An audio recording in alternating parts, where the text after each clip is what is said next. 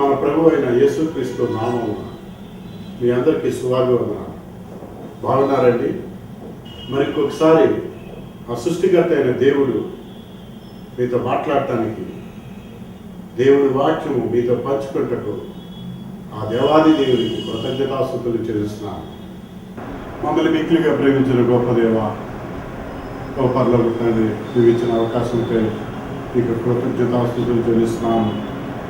నిన్న నేను రేపు ఏకరీతిగా ఉన్న గొప్ప దేవ, ఈ క్రిస్మస్ శుభ సందర్భంగా ఇక కోటాను కోటి స్తుతులు స్తోత్రములు చెల్లిస్తున్నాను.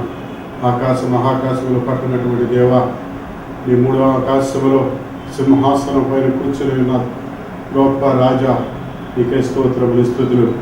24 పెద్దలు, 4 జీవులు, కోట్ల దేవదూతల మధ్య ఆసీనుడు అయిన నా తండ్రి, మా ప్రార్థన ఆలకించిన ఆయన, పరలోకములో ఉన్న నీవు భూలోకంలో నుంచి మా ప్రార్థన ఆలకించమని వేడుకుంటున్నాను తండ్రి. కొన్నేళ్ళు ప్రార్థన ఆలకించినట్టుగా మా ప్రార్థన ఆలకించు. మేము చేయు కార్యక్రమం అంతట్లో నీవే ఉండి నడిపించమని, మేమెవరికి కనబడకూడదు, నాలో ఉండి నీవు కనబడి మాట్లాడమని నీ ప్రియకుమారుడు యేసుక్రీస్తు నామమున పెట్టుచున్నాము తండ్రి. ఆమేన్. క్రైస్తవులు యేసు ప్రభువుకు ప్రార్థన చేసినట్లుగా మేరీ మాతకు కూడా ప్రార్థన చేయవచ్చా? యేసు ప్రభు వారికి ప్రార్థన చేసినట్లు మేరీ మాతకు కూడా ప్రార్థన చేయవచ్చా? ఇది చాలామంది అనేక సార్లు నన్ను అడగటం జరిగింది. చాలాసార్లు కూడా ఆన్సర్ ఇవ్వటం కూడా జరిగింది.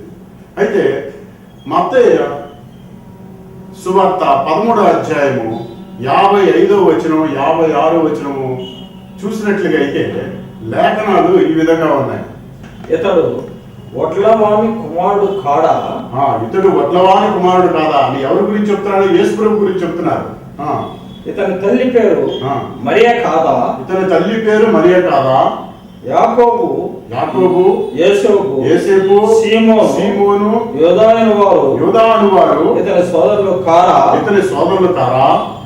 ఇక్కడ ఇతని అక్క చెల్లెండ్రు మనతోనే ఉన్నారు కదా. చూడండి, మత్తయి సువార్త 13వ అధ్యాయము 55వ వచనం 56వ వచనంలో ఏమనుందంటే, ఇతడు వడ్లవాని కుమారుడు, ఇతడు వడ్డవాని పిల్లవాడు కాదా యేసు ప్రభు? ఇతని అక్క చెల్లెళ్ళు ఉన్నారు కదా, ఇతను 4 అన్నదమ్ములు మనతోనే ఉన్నారు కదా అని యేసు ప్రభు గురించి చెప్పుకుంటున్నారు. అంటే ఇక్కడ మనం ఒకటి గమనించాలి.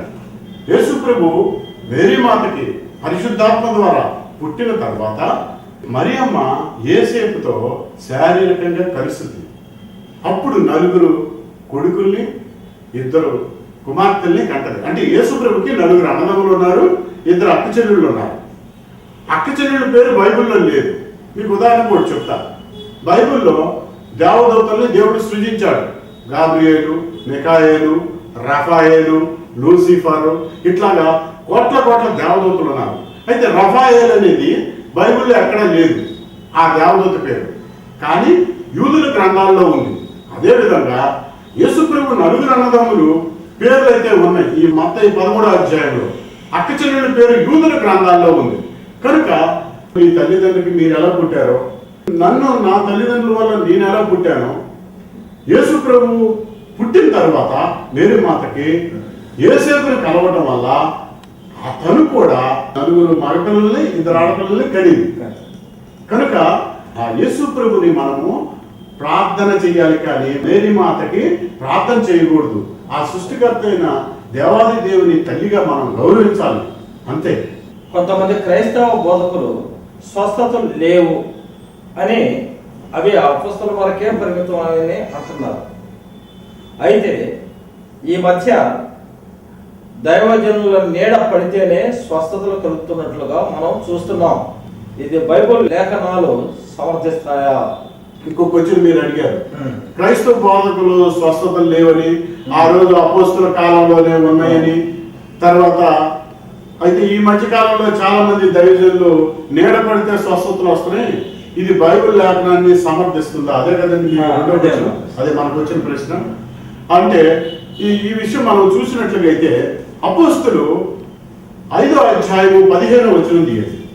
అందుచేత పేతురు వచ్చుచుండగా జనులు జనులు రోగులను వీధులలోనికి తెచ్చి ఎవరి మీదనైనను అతని నీడయైనను పడవలనని మంచం మీద పరుపుల మీదను వారిని ఉంచిరి.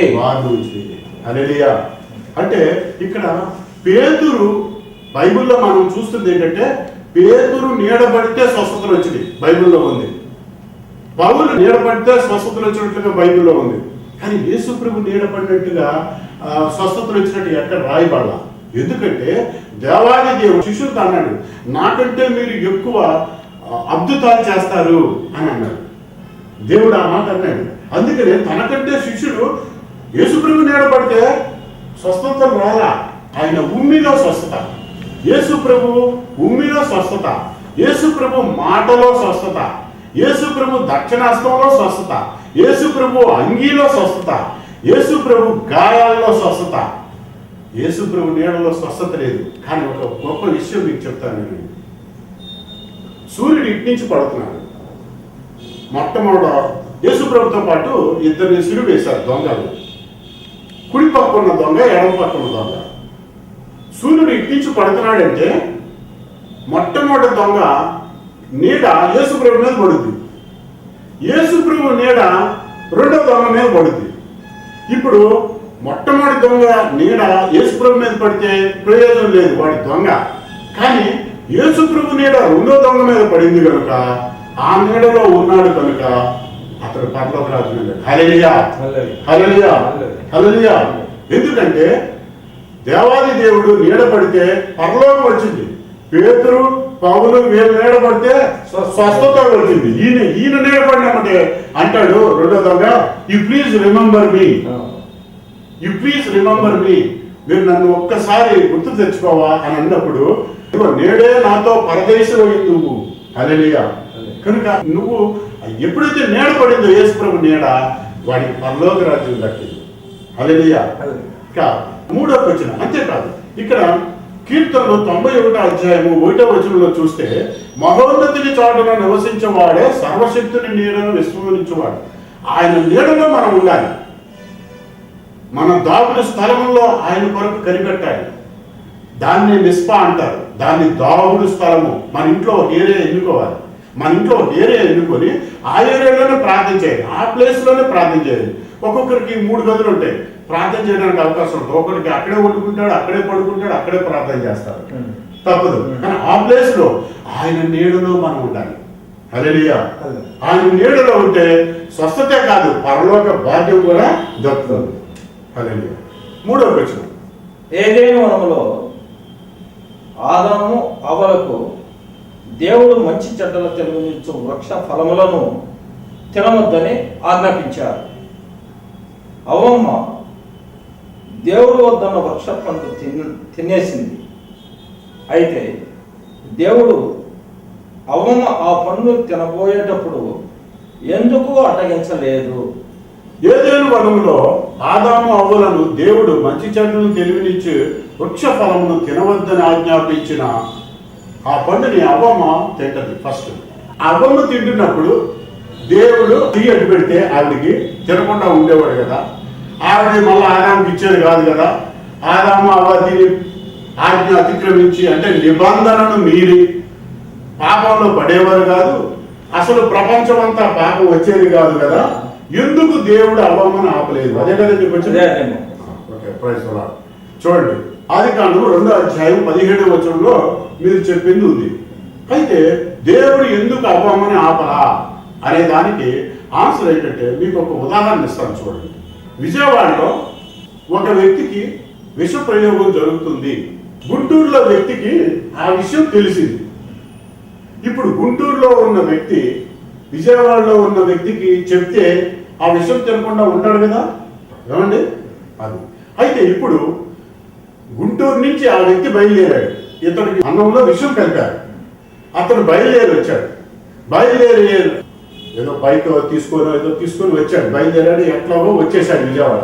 వచ్చేస్తున్నప్పటికీ ఇక్కడున్న వ్యక్తి కలిపేసుకుంటున్నాడు అన్నం.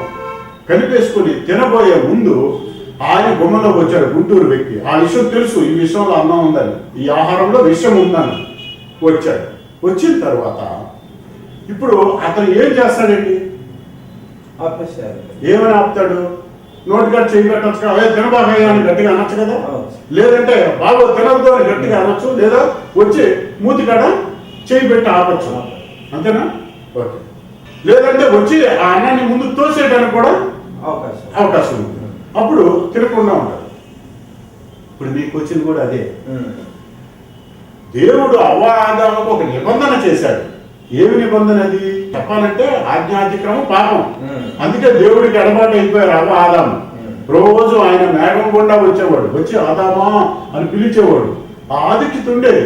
ఎప్పుడైతే ఆ నిబంధనని మీరారో, ఆజ్ఞని మీరారో ఎడబాటు వచ్చింది. వీళ్ళు తినొద్దు అన్న పండు ఫస్ట్ అవ్వమ్మ తింటున్నప్పుడు దేవుడు చెయ్యి అడ్డు పెడితే తినకుండా ఉండేది, అసలు పాపమే పడేది కాదు ప్రపంచం అని ఒక భావన ఉండేది. కనుక ఇప్పుడు చూడండి, గుంటూరు నుంచి వచ్చిన వ్యక్తి అడ్డు పెట్టచ్చు కదా చెయ్య. ఇప్పుడు మన వచ్చిన కొత్త నిబంధనలో ఒక స్త్రీని మోహపు చూపు చూస్తే ఆవిడతో వ్యభిచరించినట్లు అని రాయబడింది. అందరికి తెలిసిన విషయం కదా. మోహపు చూపు చూస్తే వ్యభిచరించినట్లు. వ్యభిచారం చేస్తూ పట్టబడిన వ్యక్తిని మోసే ధర్మశాస్త్రం ప్రకారము రాళ్ళు పెట్టి కొట్టి చంపారు. ఓకే. ఇప్పుడు చూడండి. ఓకే, ఒక స్త్రీని మోహపు చూపు చూస్తేనే పాపం. అంటే అలా చూసి ఆహా ఈవిడ బాగుందని మనసులో ఒక తలంపు వచ్చింది, వస్తే పాపం. Yes, the sin of thought is sin. Okay, ఇప్పుడు క్వశ్చన్కి రండి. అవ్వమ్మ దేవుడు వద్దన్న పండు తినకూడదని తెలుసు, వద్దన్నాడని. కానీ లూసిఫర్ చెప్పడం వల్ల, సాతాను చెప్పడం వల్ల ముందే నిర్ణయం చేసుకుంది పాము తిందామని. ఎప్పుడైతే ఆవిడ మనసులో తలంపు తిందామని వచ్చిందో she committed already sin. The sin of thought is sin. కనుక ఆవిడ పాపం ముందే చేసేసింది. ఇక దేవుడు వచ్చి ఆవిడ మూతికాడ చెయ్యట్టు పెట్టి అమ్మా నువ్వు తినొద్దు అని చెప్పిన ప్రయోజనము లేదు. She already committed sin.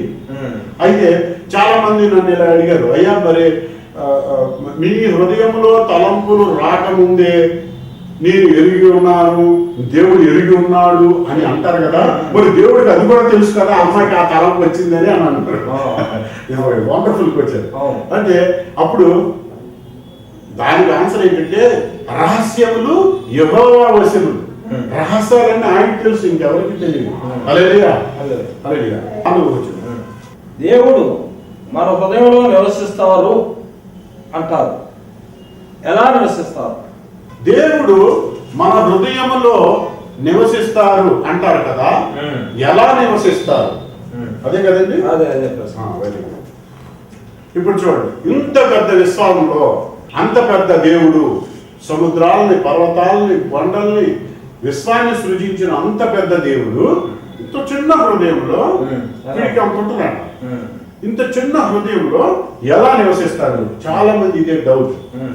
ఇక్కడ మనం తెలుసుకోవాల్సింది ఏంటంటే అంత దేవాది దేవుడు ఇంత చిన్న హృదయంలో ఎలా నివసిస్తాడు? ఇది క్వశ్చన్. అయితే దేవుడు ఆత్మ. ఆత్మ లేనివాడు నావాడు కాడు. ఆత్మ లేనివాడు నావాడు కాదు. దేవుడు స్పిరిట్. ఉదాహరణకి అవ్వ ఆదాముని ఎలా తయారు చేశాడండి? అందరికీ తెలిసిందే. మట్టిని తీసి తన దక్షిణాస్తముతో, అంటే కుడి చేతితో, వామాస్తం అంటే వెడం చేయి, దక్షిణాస్తం అంటే కుడి చేతితో మట్టిని తీసి, మట్టి ఎలా వచ్చిందండి? ఒక పూరి పాకలోని దానికి రంధ్రాలు ఉన్నాయి అనుకోండి, సూర్యరశ్మి పడుతుంటే సూర్యకిరణాలు లోపలికి వస్తాయా? వస్తాయి కదా. మనం ఇలా చూసినప్పుడు మధ్యలో కణాలు కనబడతా ఉంటాయి, ధూళి కనబడుతుంది కదండి సూర్యకిరణాల్లో. అది కొన్ని లక్షల ధూళి కణాలు కలిపితే వచ్చేది మట్టి. ఆ మట్టిని తీసుకొని ఆదామం చేశాడు, అవ్వమని చేశాడు. ఓకే, ఇప్పుడు రండి. చేసిన తర్వాత ఆదామం చేశాక ఏం చేశాడు? ఆదాము నాసికా రంధ్రాలు అంటే ముక్కులోంచి ఉఫ్ఫను ఊదగా జీవాత్మ ఆయను. దేవుడు ఆదాము ముక్కులో ఊదాడంట. అంటే నరుణ్ణి దేవుడిని పోలినట్లుగా ఆదాము తయారు చేశాడు. ఆయన జీవాత్మనే మనకు ఊదాడు ముక్కు ద్వారా. కనుక ఇంత పెద్ద దేవాది దేవుడు ఈ ముక్కులోంచి ఊదినప్పుడు లబ్ధప్పుడు జీవాత్మ అయ్యను. కనుక దేవుడు ఆత్మ కనుక ఇప్పుడుకొచ్చి కూడా పరిశుద్ధాత్ముడు ప్రతి మానవుడికి ముక్కులోంచి నోట్లోంచి లోపలికి వెళ్ళి బయటకు వస్తా ఉంటాడు. హల్లెలూయా హల్లెలూయా. అక్కడ ఆదాముకి ముక్కులో ఊదాడు జీవవాయువు. అదే దేవుడు ఇప్పుడు పరిశుద్ధాత్మ ద్వారా మన ముక్కు నోట్లోంచి లోపలికి వెళ్తున్నాడు, బయటకు వస్తున్నాడు. కనుక ఆ విధంగా మన హృదయంలోనే ఆయన నివాసం ఉంటాడు. మీరు ఇంకా బైబిల్ చూసుకుంటే నీ దేహము దేవుని ఆలయమని నీవు ఎరుగవా ఉంది కదా. హల్లెలూయా. నీ దేహము దేవుని ఆలయం. అందుకే ఈ శరీరాన్ని పవిత్రంగా కాపాడుకోవాలి. నన్ను చాలా మంది అడుగుతారు, అయ్యా ఈ పాస్టర్ గారి దగ్గర 500 మంది ఉన్నారు, ఆ పాస్టర్ గారి దగ్గర 1000 మంది వస్తున్నారు, ఈ ఇంకో పాస్టర్ ఉన్నాడు 50,000 మంది వస్తున్నారు. ఏమిటంటే ఆ పాస్టర్ గారు వ్యక్తిగతంగా పరిశుద్ధతను బట్టి ఆ దేవాది దేవుడు నివాసం ఉంటాడు. వాళ్ళు అంతేకాదు, ఎఫెసీలో మాట అంటాడు, ఆ వ్యక్తి పరిశుద్ధతను బట్టి, ఆత్మ పరిమాణాన్ని బట్టి, అతనికి ఉన్న సమర్పణ స్థాయిని బట్టి అతని జయ జీవిత స్థాయి ఆధారపడుతుంది. అందుకే కొన్ని సంఘాలు పెద్దగా ఉంటాయి, కొన్ని సంఘాలు చిన్నగా ఉంటాయి. ఆ దేవాది దేవుడు మన హృదయంలో ఆ విధంగా నివసిస్తాడు. మన హృదయంలో ఈ శరీరంను పాడు చేసుకుంటే సాతానికి అవకాశం ఇస్తే, సాతాను తలుపులకు అవకాశం ఇచ్చి ఈ శరీరాలతో చెడుపడి చేస్తే దేవుడు నివాసం ఉంటాడు. మన శరీరంలో ఆయన నివాసం ఉండాలి, మన హృదయంలో నివాసం ఉండాలి అంటే ఈ శరీరంతో మంచి పనులు చేయాలి, మన చేతితో మంచి పని చేయాలి, కాళ్ళతో మంచి పని చేయాలి, తనలో వచ్చే ఆలోచనలు ఆయనకి సంబంధించినవిగా ఆయన రూపంగా ఉండాలి. కనుక ఇది అంతేకాదు. మీరు ఇంకా చూస్తే 1 యోహాను సువార్త చూడండి. 1 యోహాను సువార్త 4వ అధ్యాయము 12వ వచనం. ఏ మానవుడు దేవుని ఎప్పుడు చూచి ఉండలేదు, మన ఒకరినొకడు ప్రేమించిన దేవుడు మన యందు నిలిచి ఉండును. అది ఆమేన్. ఏ మానవుడు దేవుడు చూడలేదు. మరి ఇది how it is possible? The understanding of God is impossible, but we worship Him, it is possible. దేవుడు ఎవరు? మానవుడు ఏ మానవుడు దేవుడిని చూడలేదు, కానీ మనలో నివాసం ఉంటున్నాడు అంటున్నాడు యోహాను సువార్త 4వ అధ్యాయం 12వ వచనం. ఎట్లా నివాసం ఉంటాడు? మీరు నన్ను ప్రేమించారు అనుకోండి, నేను మిమ్మల్ని ప్రేమిస్తే మన హృదయాల్లో ఉంటాడంట. అలాగే ఒక మానవుడు ఇంకో మానవుడు ప్రేమిస్తే మన హృదయాల్లోనే ఉంటాడంట. ఇంత చక్కగా కేటగారికల్ గా దేవుడు చెప్పాడు. ఇదే మనము ఒకసారి హైందవుల కార్యక్రమానికి కలిగి మనం ఆలోచన చేస్తే, నారాయణ అంటే చచ్చిపోయేటప్పుడు ఆ మాట అంటే పరలోకం వెళ్తాడు, స్వర్గానికి వెళ్తాడని వాళ్ళ భావన. కానీ నారాయణ కాదండి, నరుడు అంటే నరుడు. ఆజావ్ అంటే రండి, రావటాన్ని సూచిస్తుంది. ఆజావ్ రావటాన్ని సూచిస్తుంది. ఆజావ్ ఇది బయట ఇక్కడికి వచ్చి కూర్చో. తర్వాత జావ్ ఆప్ జా సక్తే, మీరు బయటికి వెళ్ళొచ్చు. జా అంటే వెళ్ళటాన్ని సూచిస్తుంది. చూడండి, ఇప్పుడు నరుడు అంటే నరుడు. నర్ అంటే రావడాన్ని సూచిస్తుంది. నరుడులో వచ్చి ఆయన్ అంటే వచ్చి నివసించేవాడు నర్రాయన్. కనుక నరుల్లో వచ్చి నివసించేవాడు నర్రాయన్, నారాయణుడు. అదే మన బైబిల్లో క్లియర్గా చెప్పు, నీ దేహము దేవుని ఆలయమని నీవు ఎరుగవా. మన హృదయంలోనే ఉన్నాడు. కనుక ఈ దేవాలయాన్ని పాడు చేయకూడదు. ఎప్పుడైతే ఈ దేవాలయంలో ఉన్నాడు అంటే దేవుడు దేవాలయంలో ఉంటాడు, మానవ హృదయంలో ఉంటాడు. పాత నిబంధన కాలంలో మేఘము గుండా వచ్చేవాడు, కెరూబుల గుండా ఎక్కి వచ్చేవాడు, ఆదాముతో మాట్లాడేవాడు, సీనాయి పర్వతం మీద మోషేతో మాట్లాడాడు, ప్రత్యక్ష గుడారంలోనికి వచ్చేవాడు దేవాది దేవుడు. ఇప్పుడైతే మన హృదయంలోనికే వచ్చేస్తున్నాడు, కృపా యుగంలో ఉన్నాం. కనుక ఆ దేవాది దేవుడు మన హృదయంలోనే నివసిస్తున్నాడు. అంటే దేవుడు ఉన్నాడంటే దేవుడు రాజు ఎక్కడ ఉంటే రాజ్యము అక్కడ ఉంటుంది. దేవాది దేవుడు ఉన్నాడంటే దేవదూతలు ఉండాలిగా. రాజుగారు అంటే సైన్యం వాళ్ళందరూ ఉంటారు కదా. అట్లాగే దేవుడు ఉన్నప్పుడు దేవదూతలు ఉంటారు. అంటే మనకు చుట్టూ దేవదూతలు ఉన్నారు. హల్లెలూయా హల్లెలూయా. మన చుట్టూ దేవదూతలు ఉన్నారు. నీ పాదములకు రాయి తగులకుండా దేవదూతలను అడ్డు పెట్టానంటాడు అన్నాడు కదా. మనల్ని నీడలా వెంటాడుతూ దేవదూతలు ఇచ్చానన్నాడు. అంటే ఇద్దరు దేవదూతలు ఉంటారు ఒక మనిషికి. చాలా మందికి తెలియదు. దేవదూతలు మన చుట్టూ ఉంటారు, మనం దేవుడికి నమ్మకంగా ఉండినప్పుడు అవి తిరుగుతూ ఉంటాయి మన చుట్టూ, లేదంటే దయ్యాలు తిరుగుతా ఉంటాయి. ఇక ఇంకొక క్వశ్చన్, క్రైస్తవులు క్రీస్తుకు ప్రార్థన చేసేవారు రాజకీయంలోనికి వెళ్ళొచ్చా? క్రైస్తవులు లేదా క్రీస్తును ప్రార్థన చేసిన వాళ్ళు రాజకీయాల్లోకి వెళ్ళొచ్చా? ఇదే కదండి. మనం పాత నిబంధన గ్రంథంలో చూస్తే దావీదు మహారాజు ఉన్నాడు, సొలొమోను రాజు ఉన్నాడు. ఇప్పుడు రాజులు లేరు. అప్పుడు దేవుడు ఒప్పుకున్నాడు. ఇప్పుడు అంతా డెమోక్రసీ, ప్రజాస్వామ్యం.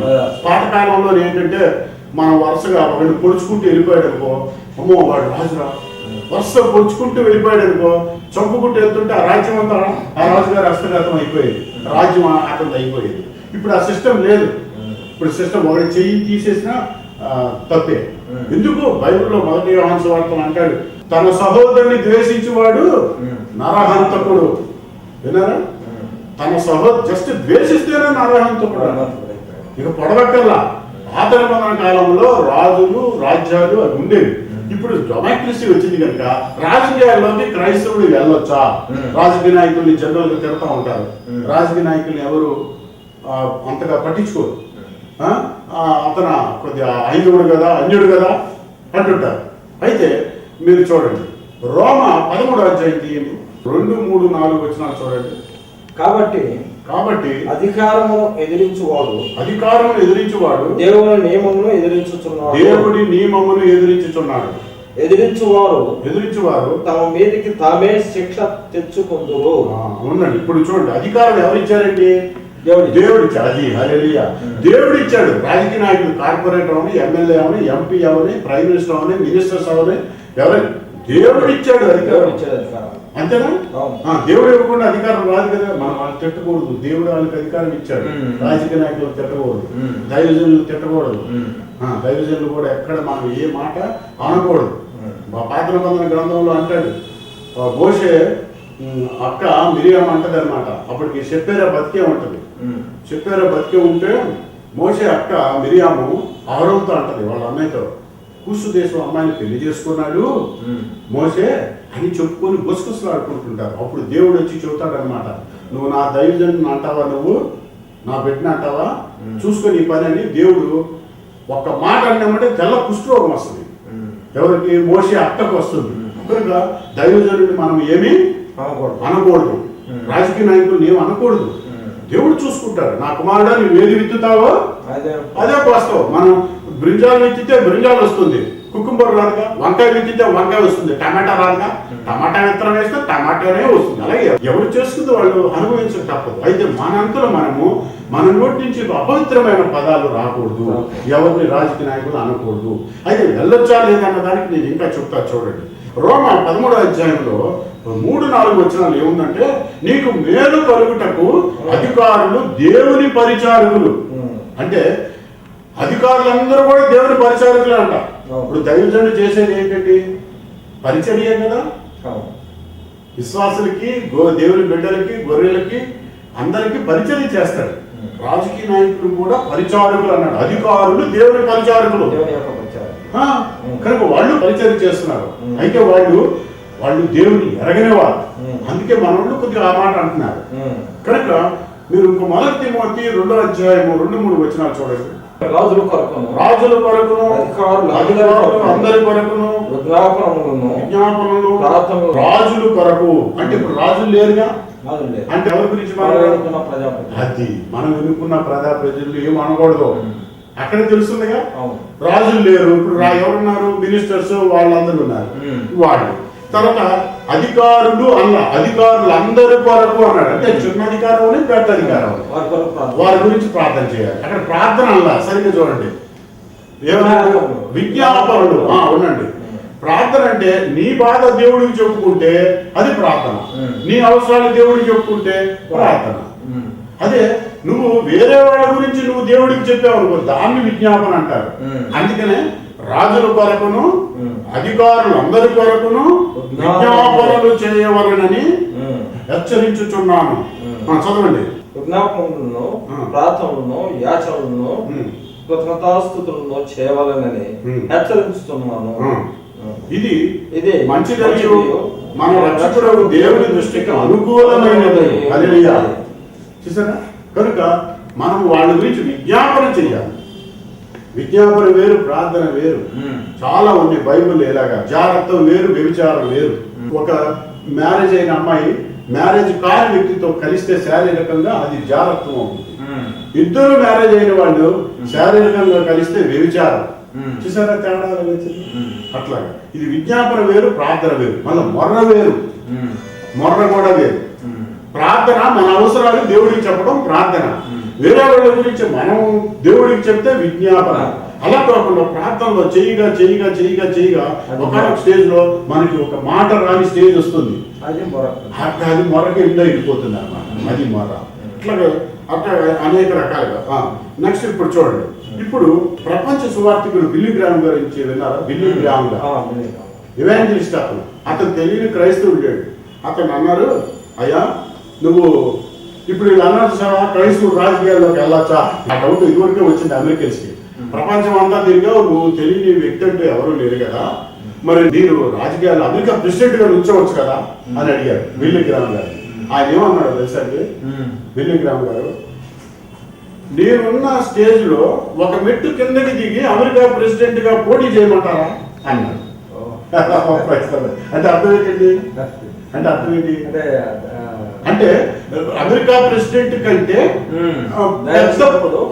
దైవ సేవకుడు గొప్పవాడు. హల్లెలూయా. ఇప్పుడు 190 దేశాలు ఉన్నాయి ప్రపంచంలో. 2500 ఐలాండ్స్ ఉన్నాయి. దాదాపుగా 750 కోట్ల జనం ఉన్నారు. ఇంత సర్వ ప్రపంచానికి మొత్తానికి డబ్బు గల దేశం అమెరికా. ఆ అమెరికా ప్రెసిడెంట్ కంటే గొప్ప ప్లేసు దైవజనుడు. హల్లెలూయా. చూసారా? ఓకే.